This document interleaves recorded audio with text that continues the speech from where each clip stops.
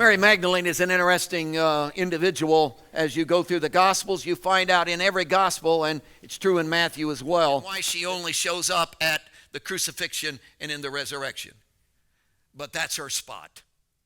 And I suppose if in the life of Jesus there was one time I would want to show up, that would be the time. And she was there at the cross with the other women, and she wasn't doing anything. There was no activity. She wasn't intervening. It wasn't like she had some great role to play, although maybe she did. Because she was just there. She was the friendly face in the crowd. She was the one, as Jesus looked through squinted eyes that had been nearly swollen shut from beatings. As he looked through those eyes, he saw her face. She was empathy and sympathy, and she was support, and do you know how important that must have been to him? And then the resurrection, she's there as well, as we see here in this passage. You see, it was a rush job because the Sabbath day for the Jews started at 6 o'clock on Friday, closed out at 6 o'clock on Saturday evening. So by 6 o'clock Friday night, you had to have everything done. Couldn't do any work, couldn't do any activity, couldn't only travel so far, so you had to have everything done by 6 o'clock Friday. Jesus died, if we've got it figured out, about 3 or 4 o'clock in the afternoon. So he's dead. Joseph of Arimathea got into the scene. He's probably the one who went down to Pilate and said to Pilate, hey, I got to have the body. I want the body. See, they normally didn't bury a man who had been crucified. He's a criminal. Nobody wanted him. They would let him hang there until he rotted, and the body would slump to the ground. The dogs would come, scavenger dogs. Birds would finish it off. The skull, they called it the place of a skull. Why? Bones everywhere, skulls everywhere. So Jesus was headed for that fate. But Joseph of Arimathea intervened. How long did it take him to go down to Pilate's palace? Had to get an interview with Pilate, had to say, hey, will you let me have the body? Had to plead the cause. And finally, when the permission was given, had to come back. When he came back, had to get the body down. Do you know what a gruesome task that was, as the body fell all over you and the blood and the grime of the whole thing? And what an awful scene. What time is it now? 5 o'clock? They got an hour to get this whole thing done. They got to wash the body. They got to put the spices in it. They got to anoint the body. They got to go through that process. They got to wrap it in a clean linen cloth. They got to get all that done. They got to take the body and they got to do that. There's no time for a parade as they would normally have. Wailers would be hired who would wail at the top of their lungs as they made the trip down to the tomb. But there's not time for that, and no money anyway. Mary is probably following behind, sobbing in her handkerchief. She's brokenhearted over this whole thing. She's there as they put Jesus in the tomb. The stone is on an incline. It's a flat stone that's been carved. It's a circular thing on an incline. You pull the peg, and the stone runs down and seals the tomb. It's too heavy to move by yourself. Take a group of men to get it done. They put his body in the sepulcher. They pull the peg, the stone comes down. It's just now becoming 6 o'clock. Oh, got that done. But it's a rush job. At the crack of dawn, Saturday, the Sabbath is now gone by. The crack of dawn on Sunday morning, here comes Mary Magdalene and the other Mary. They look like they haven't slept for days. Face is streaked with tears. Clothes look like they've been slept in. They're unkept. They're dragging their feet, which you can understand that. They're carrying between them 100 pounds of spices to do this thing right this time. How are you going to get in the tomb? I don't know. Who's going to roll away the stone? No idea. What are you going to do with the soldiers? Are they going to let you in? They have no clue. They don't know what they're doing. In fact, if you want to analyze the case, their theology stinks. I wouldn't want them preaching in my pulpit, and I certainly wouldn't let them teach a Sunday school class. They think he's dead. That's their theology. But they love him anyhow, and they're seeking with their whole heart. They don't know exactly what. In fact, the angel said, you're seeking a dead Jesus. See, you don't know what you're doing, man. Your theology's off.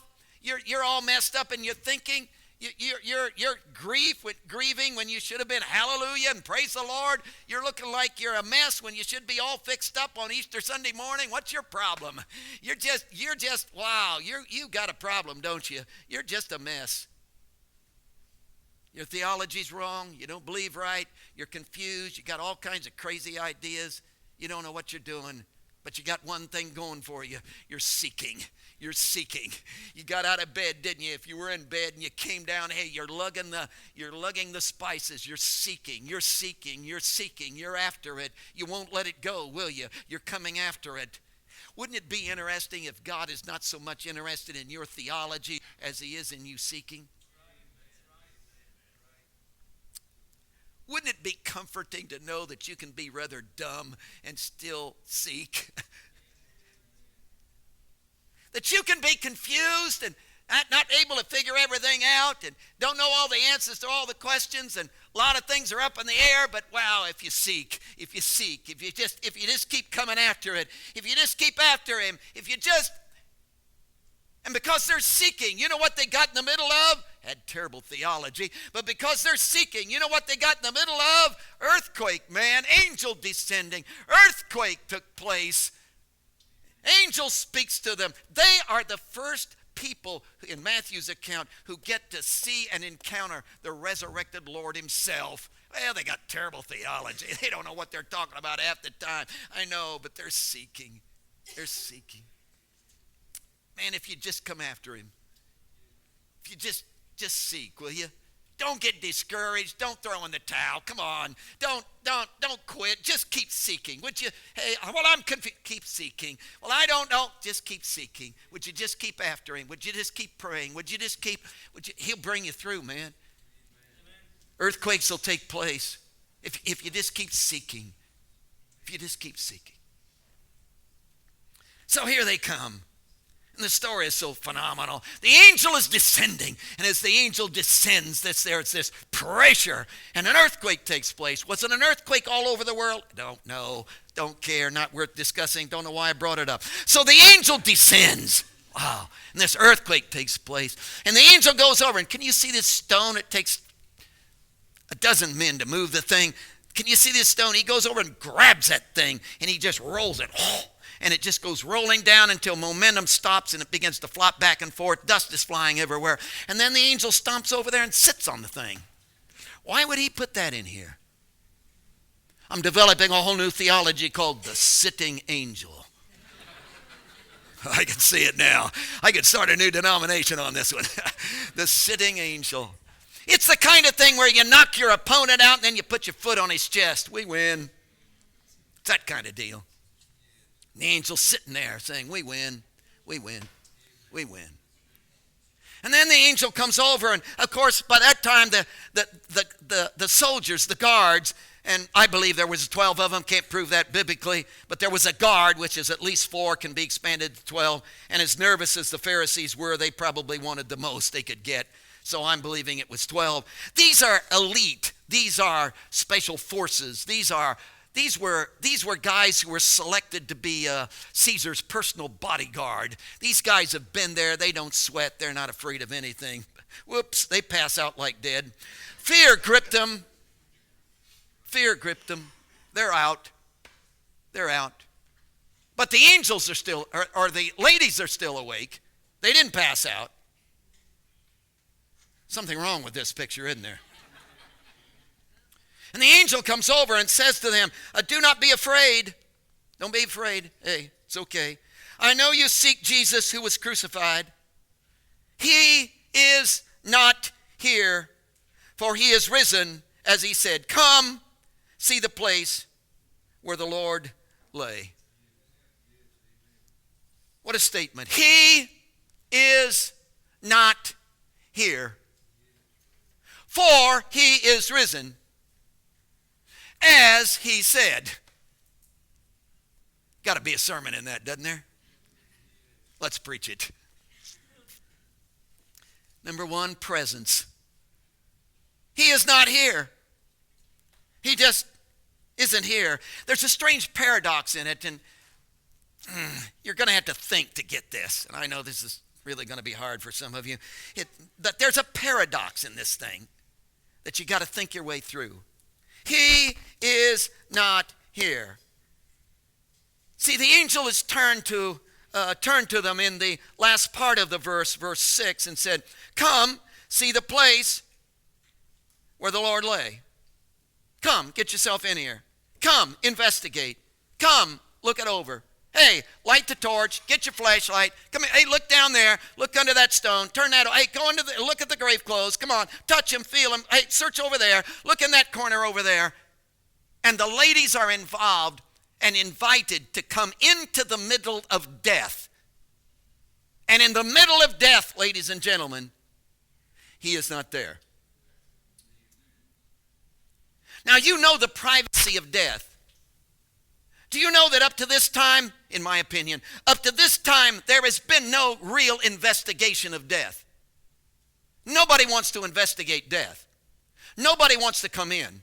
Nobody wants to, hey, let's search this one out. Nobody, see, death is off limits. Death is private. Death has a seal on it. See, the Roman seal. Stay out of here. See, death has a guard out in front of it. Don't come in here. We'll see to it. We're the elite. We're the special forces. There's 12 of us, and you won't get by us. See, death is blockaded. Death is keeping you at arm's length. Death, do not investigate. Don't come in here. Don't shed light on death. No, it's private. It's private. In fact, it's interesting. As the Jews did, they whitewashed the sepulchres. Why? Because we don't want to come to grips with the awfulness, the stench, the terribleness of death. Nobody wants to think about that. Nobody wants to come to a service where all you talk about is the stench and horribleness of awfulness of death and the separation and the anger and the grief and the awfulness, the death. Dealt with a man last week. They lost their son. Him and his wife lost their only son 7 years ago. He still can't get over it.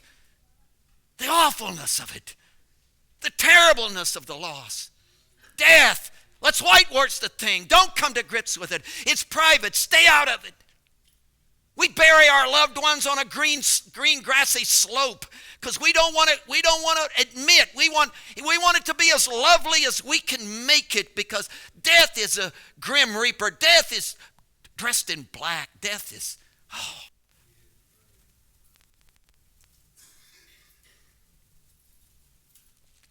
Isn't it interesting? An angel comes and says, "Hey, guards are passed out. Roman seal is off, brother. Stone is not here. Come on, get yourself in here. Investigate. Death is wide open." And when you stomp into the middle of death, you know what you find out? Jesus is not there.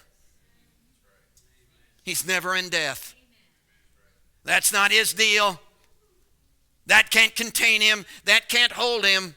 See, the angel didn't come down to let Jesus out. Don't get that idea. No, Jesus was already gone. The angel didn't come down to rescue Jesus. He was already out of there. See, what was going on is the angel came down to say, hey, death is wide open now. Death has been exposed, brother. Death is no longer going to be whitewashed, folks. Hey, Jesus has conquered. Jesus could not be held. Jesus is out of here. Jesus is not here.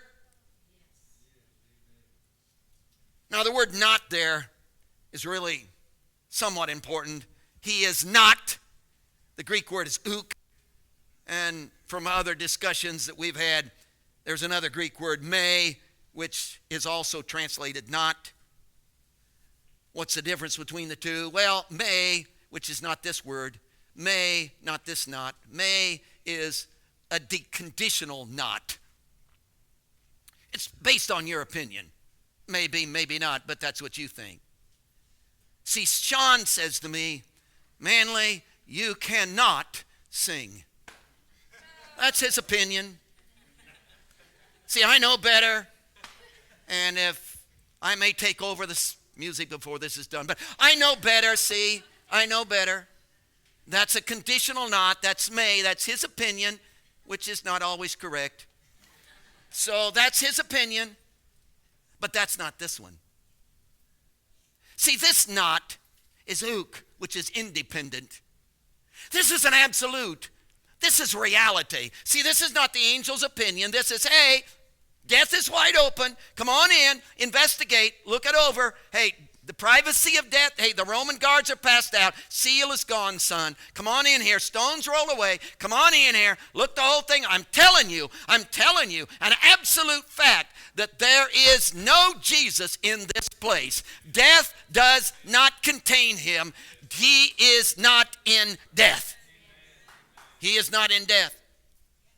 Death, when you go into the middle of death, Jesus is not there.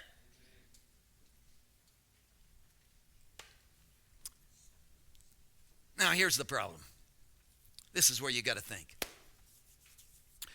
Jesus is not in death. Got that? But Manley, you probably don't remember, but Manley, you have taught in times past, preached in times past, that Jesus is only in the middle of death. Now, is he or isn't he?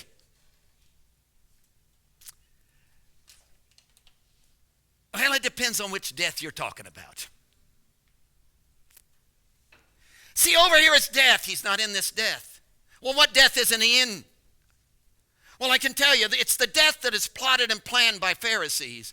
It's the death that self-centeredness has put together.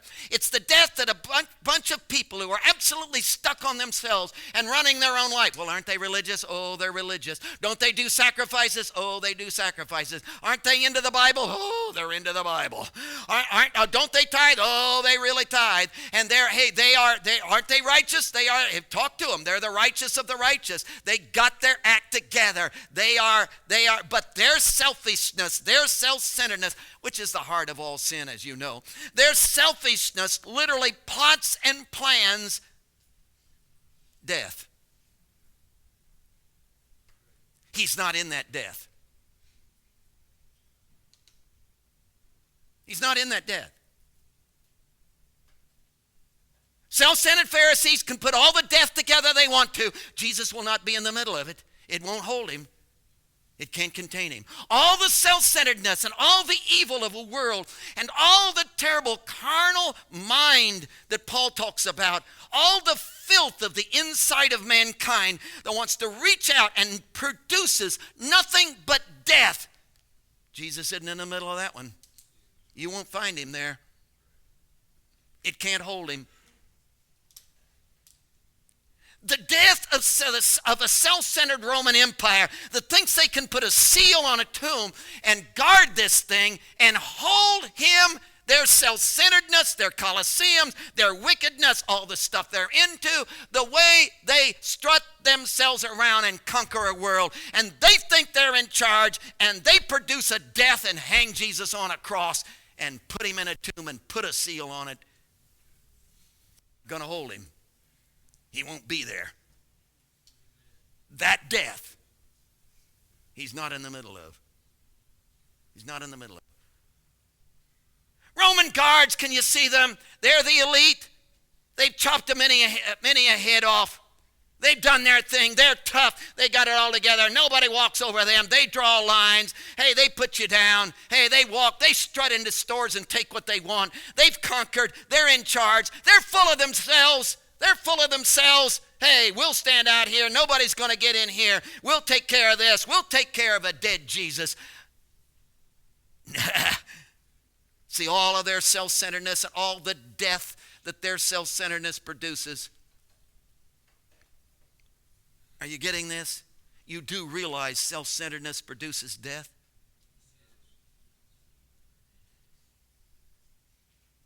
It never produces life. It always produces death.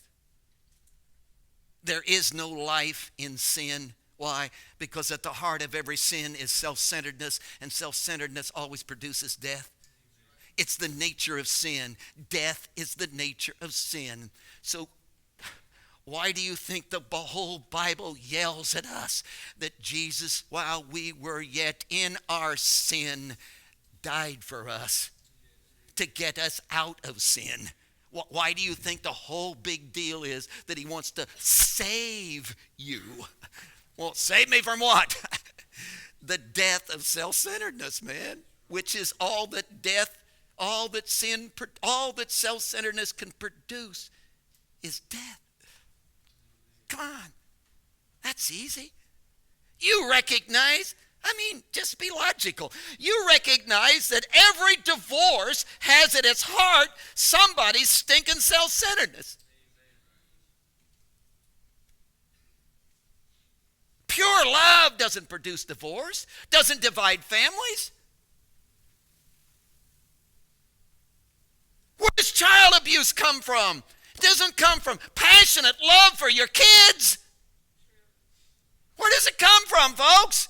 It comes right out of self-centeredness, which does what? Destroys the marriage and destroys the kid and ruins the character and it produces death. It produces death. It produces death.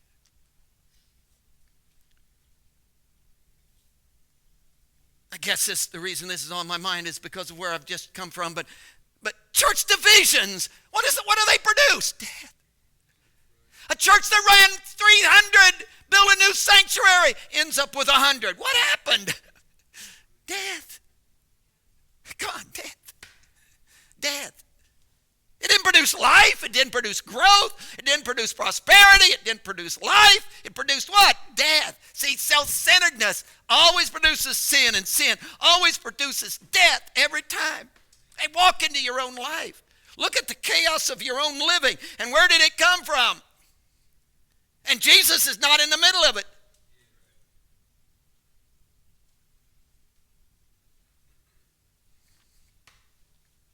And I'm not talking about you. I got enough evidence in my past to convince me beyond a shadow of a doubt that every ounce of self-centeredness in my life has produced nothing but death. And Jesus is not in the middle of it. He's just not in the middle of that. Okay, you got us convinced Jesus is not in the middle of death. Oh, yeah, he's slap dab in the middle of death, folks. Not that death. Not the death produced, are you thinking? Not the death produced by self-centeredness. Self-centeredness always produces death. And Jesus, not self-centered Pharisees, plotting, planning, bringing him to death. Nah, he is not going to be in the middle of that one. He's going to explode out of that tomb. You can count on it. Why? Because the death of sin, the death that sin produces cannot. He's not there. But he's in the middle of death to self-centeredness. In fact, what I've tried to teach you before is that, see, this whole business of Christianity is not, I kneel at an altar and give my life to Jesus and die to myself, and then I go on, then I have the resurrected life of Jesus, and woo, on and to the bigger and better. And I look back on that death, I look back on that surrender, I look back on giving myself, I look back on coming off of the throne of my life, I look back on that and say, well, glad I did that, don't want to do it again. But I did that, that's over with, that's done. See, it's crossed then on to the resurrection. But that's not true, people. See, it's death that you come to and stay in. And it's here in that death to yourself. Oh, the life comes. Jesus is in the middle of that death all the time. See, it's not move beyond, it's stay there. It's embrace death of a self-centeredness and stay in that death until his death becomes my death, so his life can become my life. And it's in that staying there, in that he's in the middle of that death. It's the death to my selfishness. It's the death to what I want. It's the death to being in charge of my own life. It's the death of trusting me more than I trust him.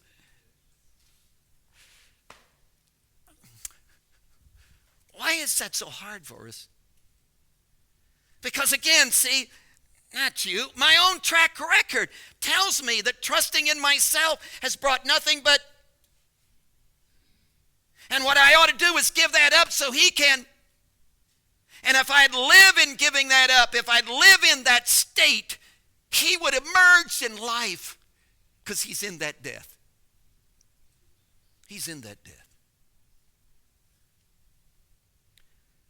So there's the two deaths. So when the angel says, he is not here, it's true. Because it's the death of all that self-centeredness tried to pull off. It's the death that comes out of living it out of yourself. It's the death that Pharisees got together and plotted and planned. It's the death of a Roman Empire that is produced by a Roman Empire that's full of itself. It's the death that's produced by guards who are cocky and live for themselves. It's that death there. It's that death. He's not in the middle of that. Oh, but if I could he come and bring me, could I join him in the loss of my life? He'd be in that death.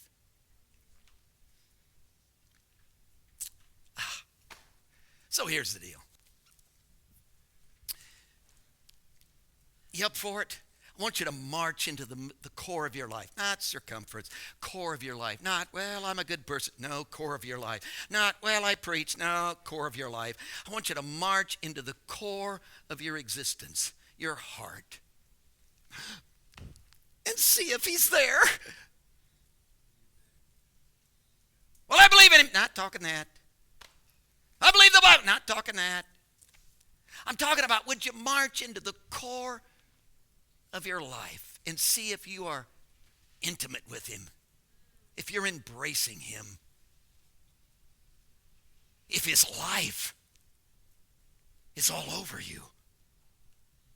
And if his life is all over you, woo, you're there.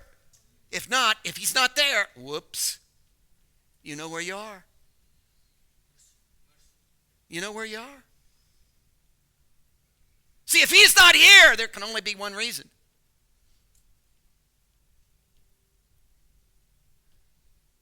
Because I joined the Pharisees in their committee, and my self-centeredness produced the death.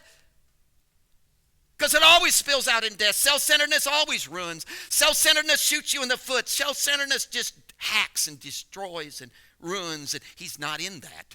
So if he's not in, it's because that's the scene.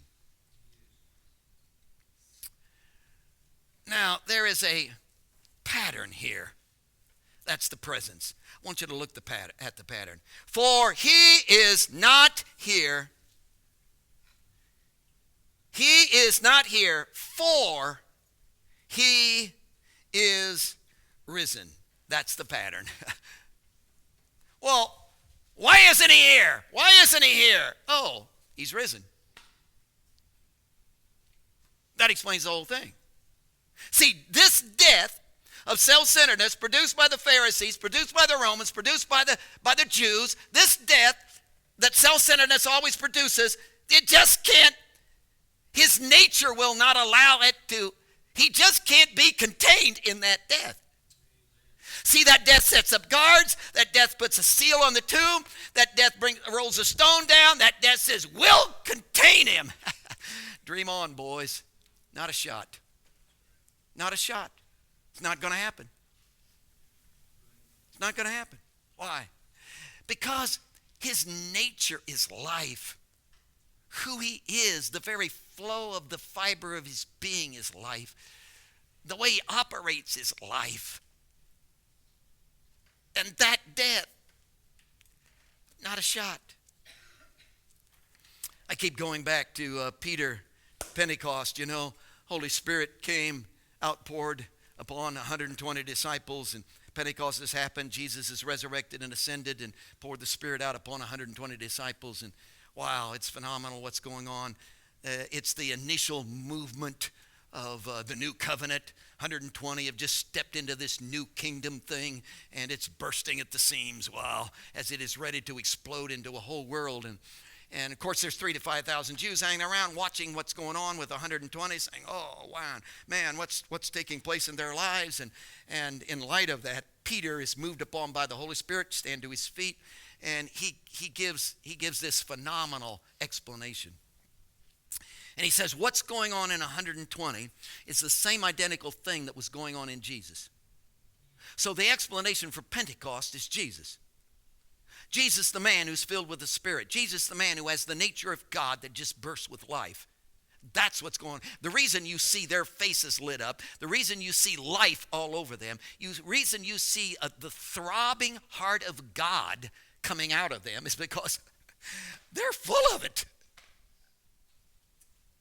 And death can't hold that. And it's exploding in their lives. And as he begins to develop that, he gives these words. And these words are phenomenal. He says, Acts 2:24, whom God, listen to this, whom God, he's talking about Jesus, whom God raised up, having loosed the pains of death.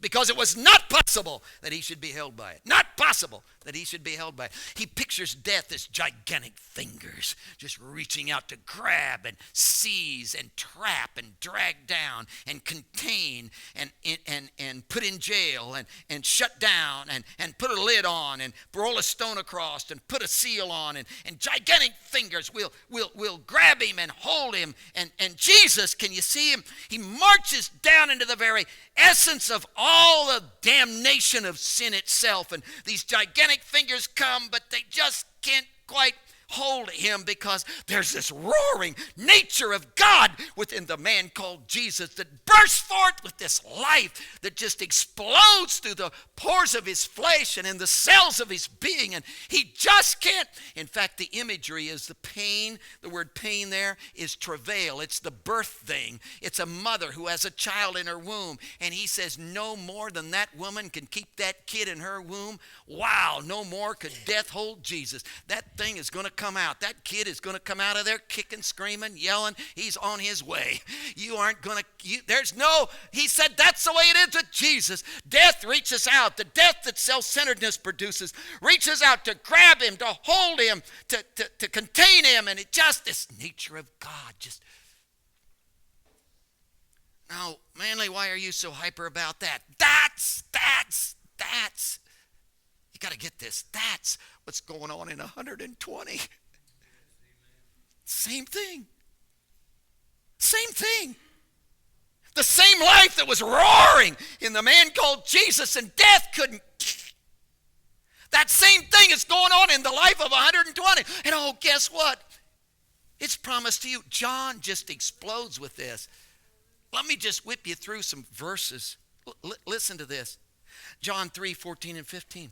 As Moses lifted up the serpent in the wilderness, even so must Jesus be lifted up, the Son of Man be lifted up, that whoever believes in him should not perish, but have eternal life. Have. Did you get it? Have. Not get. Have. Not someday. Have. Not, well, once. Finally. No, have. Have. Oh, listen to this. John 3:36, he who believes in the Son has everlasting life. He who does not believe in the Son has not seen life, but the wrath of God abides on him. Oh, listen to this, John 5:24. Most assuredly I say to you, he who hears his word and believes in him who sent me has everlasting life and shall not come into judgment, but has passed from death to life. I've already died.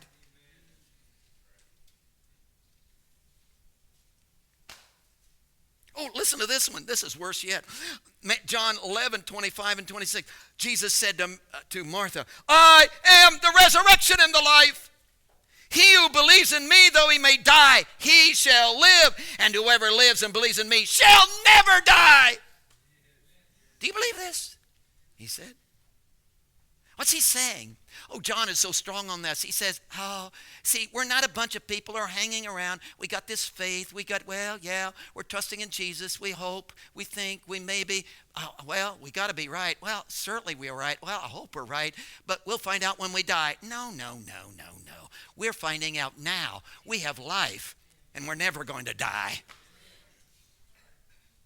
Because now I have this roaring life of God, his nature bursting through and hey, it's evident in your life, isn't it? All of these fingers of death, everything in our world, the tragedy and the terribleness of our generation, all the sin of our day, all the habits, all the stuff that wants to come in on us and just grab us and seize us, all that would damn us, ruin our lives, hey, it's just shrugged off. It's just pushed aside. Why? Because I got this roaring life of God just bursting through my system, just repelling. All the depression that would come in, all the discouragement that would wipe me out, all the stuff that I'll just beat my head against the wall, all the things that would just put me down, just coming in up, just because I got this. That's us. That's us. And you wonder why people downtown say, oh, what in the world is with them? If that happened to me, I'd commit suicide. Well, why would you do that when you got this life? Just, that's us. That's us. And it cannot be contained.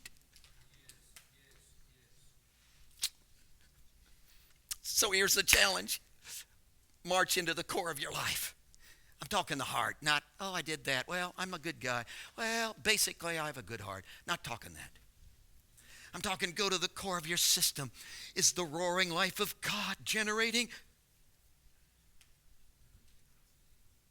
If it is, it's because self-centeredness, the heart of sin, has come to death. And abiding in that death, his life just, I'm in his crucifixion, and his resurrection is just, I'm in his nature, and death, he's in the middle of that death.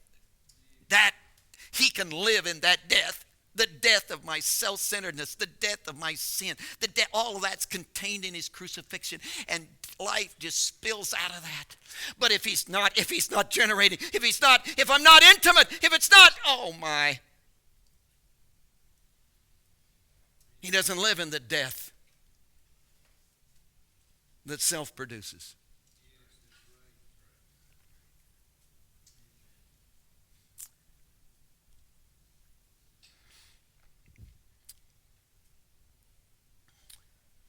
It's a long ways from here to here.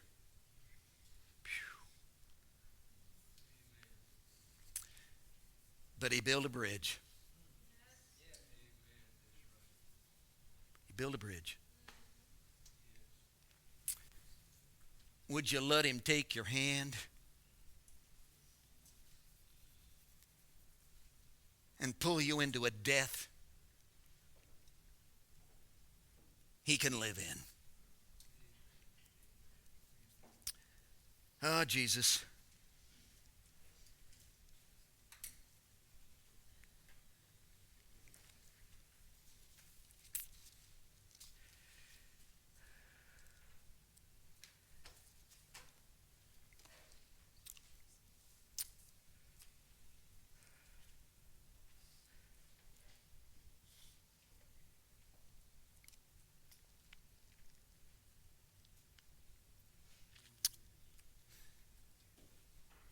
Hey, God, come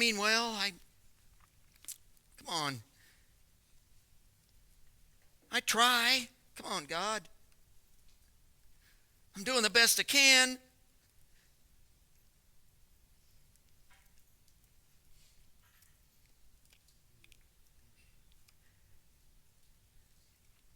But Lord, I believe you're dead, and I've got spices, and I've been up all night, and I'm worn out, and tears, my face is streaked with tears, and my theology's all off, and I think you're dead, and I don't know what I believe, and I don't know what is and what isn't, and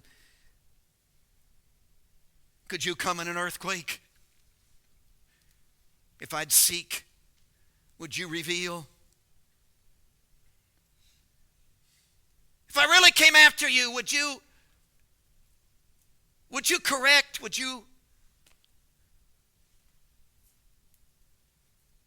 Could you change? Could you reach out and grab a hold of me? Because God, I have produced death. I've produced death in my kids. I've produced death in my family.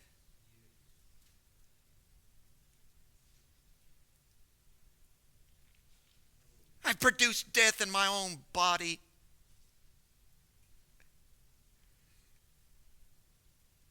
I've on purpose poisoned my own life. I've rotted my mind.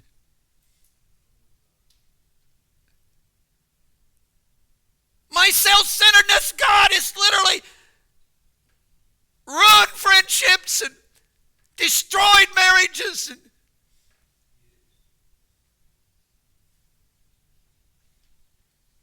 And here I stand, a man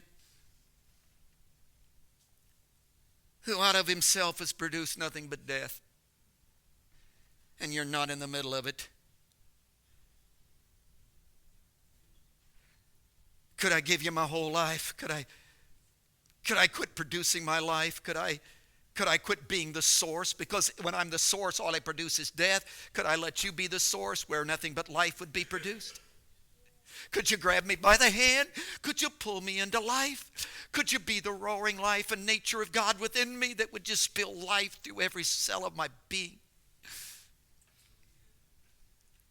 Could you live today? And hey, I walked into an empty tomb. I walked into the sepulcher. I've taken the torch. You're not there. You're not there. The death produced by selfishness. The death produced by Pharisees who want their own way. The death produced by a Roman Empire. The death produced by put a seal on it. The death produced by cocky, elite guys who always win battles. The guards. You're not there. And that's what I've been. But oh, here's a Mary Magdalene who has lost her life, and even though her theology's messed up, she's coming after you. Would you show up in the middle of that? You always have. Would you do that in my life this morning?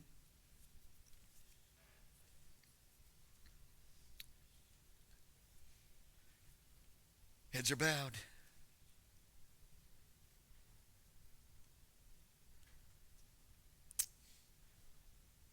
The conclusion, folks, is that you're going to live in death. With or without him, you're going to live in death. But you have a choice this morning in what death you're going to live in. And you and I continue on in our selfishness and our self-centeredness and doing the best we can and working it all out and pulling the strings and doing... Hey, and it'll produce death, and we'll live in it, and he won't be in the middle of it.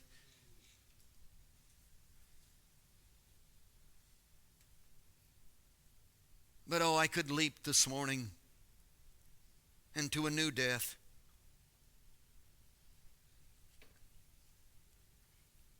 I could be his. And in giving myself away, I would live. Would you abandon? Would you recklessly abandon? Would you without hesitation throw yourself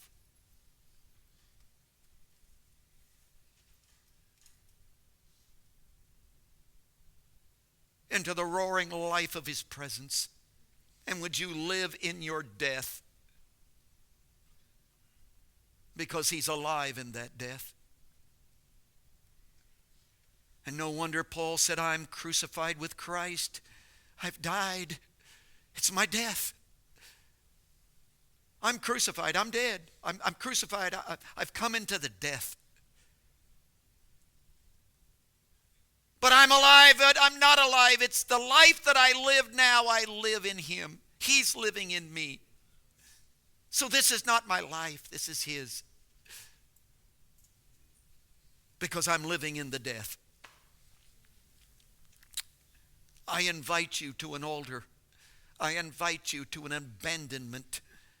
I invite you to an absolute giving of yourself. I invite you to live in the flow of his life.